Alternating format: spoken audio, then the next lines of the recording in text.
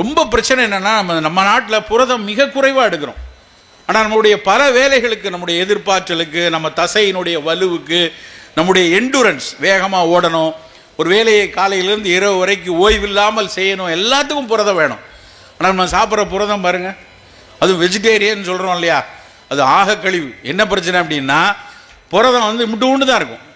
ஆனால் வெஜிடேரியன்னு சொல்லிட்டு நம்ம வெஜிடபிள் சாப்பிட்டா பரவாயில்ல, வெஜிடேரியன்னு சொல்லி நல்ல தட்டில் ஒரு 80% வெஜிடபிள் வச்சு கொஞ்சோல சோறு சொட்டால் அவனை பாராட்டலாம்.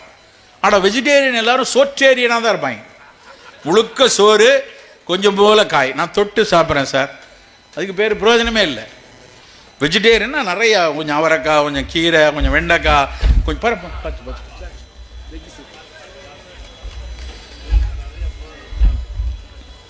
ஸோ அப்படி உணவில் வந்து நம்ம புரதச்சத்தை மிக அதிகமாக எடுத்துக்கொள்ளக்கூடிய தன்மை. ஒரு நல்ல மரக்கறியாளனோ இல்லை புலால் உண்றவங்க எப்படியா இருந்தாலும் புரதம் மிக அதிகமாக வரக்கூடிய ஒரு தன்மை வைத்துக்கும். உணவில் ரொம்ப முக்கியமான ஒரு விஷயம் இன்னொன்று நான் பதிவு பண்ணணும்னு நினைக்கிறது என்ன அப்படின்னா, பொதுமைப்படுத்த முடியாது.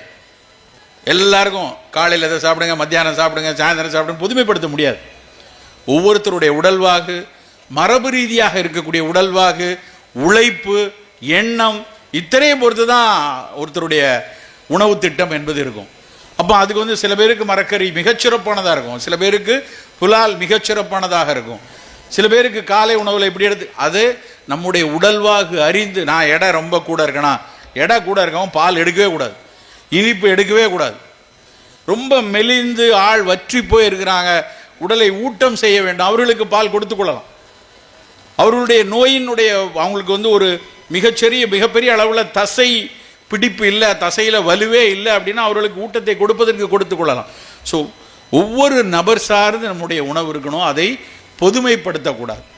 இது எல்லாத்தையும் தாண்டி இரவு உணவு, காலை உணவு நம்ம சொல்லிட்டோம், மதிய உணவில் அரிசி குறைவாகவும் காய்கறிகள் புலால் அதிகமாக இருக்கணும். இரவு உணவு ரொம்ப ரொம்ப ரொம்ப முக்கியமானது. நேரத்தால் சாப்பிடுவது. 6:30 மணி 7 மணிக்கு இரவு உணவை முடிச்சிடும். நம்முடைய பணி முடிச்சு வந்ததுக்கப்புறம் 5 மணிக்கு முடிச்சு வரோமா, 6 மணிக்கு வந்து குளிச்சுட்டு வேலையாக இரவு உணவை எடுத்துடும். அதுக்கப்புறம் பணி இருந்ததுன்னா கூட தொடரலாம். படுக்கும்போது எனக்கு லைட்டாக பசிக்கு சார், ஒரு கொய்யாப்பழமோ ஒரு வாழைப்பழமோ ஒரு கொஞ்சம் பப்பாளி துண்டோ சாப்பிட்டு படுத்துக்கொள்ளலாம். ஆனால் சில நாட்கள் அது தேவைப்படாது.